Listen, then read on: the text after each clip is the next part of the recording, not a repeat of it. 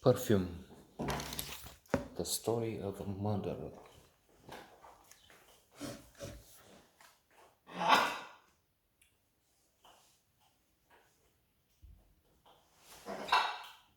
I'm not a fan of Ben Whishaw,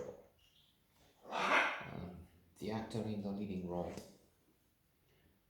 I didn't like him in Perfume, especially here, I would say. And I don't like him in other films. I see him. Briefly, I saw him in a series recently, I think, playing against acting opposite um, Hugh Grant. There is something wrong either with the actor or with my perception of him, his performances. I guess the latter is more likely, but then if I'm wrong, I apologize.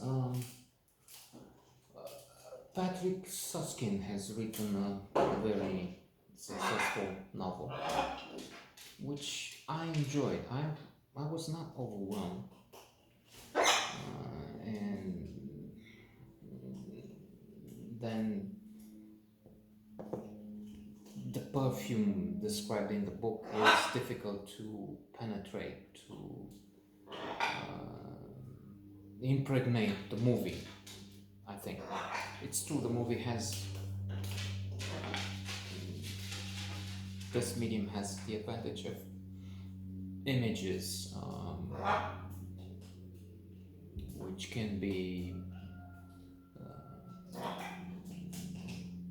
quite enchanting at times. We see hills, we see valleys, we see vegetation, nature, and so much more. And the visuals of Perfume, the adaptation, the motion picture, are, if not stunning, really accomplished, wonderful. The acting, though, it's not. Bă, dar ești tâmpit. Tu de tâmpitule, numai așa faci. Ai grijă. Talking about the story of a murder. This fellow has been killing me for quite some time. And it will be one or the other. And it's when he starts screaming, he starts doing his thing. It's anyway. So I mentioned the actor in the leading role, which is not adequate according to yours truly. Then it's also true the film on average has a rating, the Metascore of only 50 something, which is not good. It's like with the traffic lights, green, red, yellow. It's in the yellow, so warning, if you will. It's not recommended on average. It's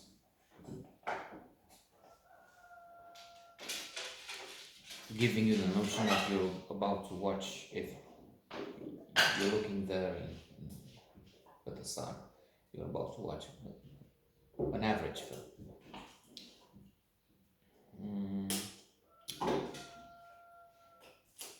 Dustin Hoffman is also on this and not doing well. Alan Rickman, that's a solid performance, but not enough to lift.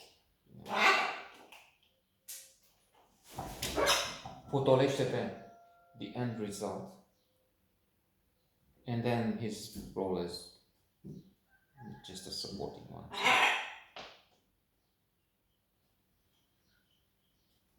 There's only this much or this little he can do.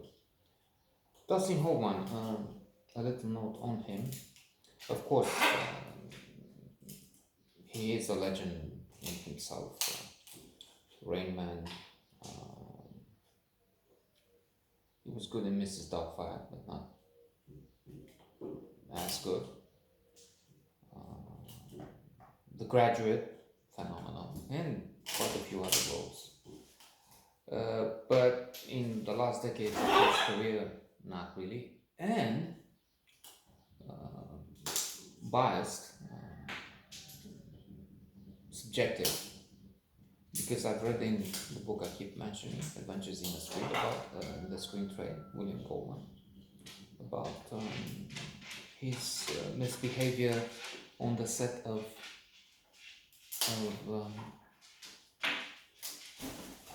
Marathon Man, the Marathon Man.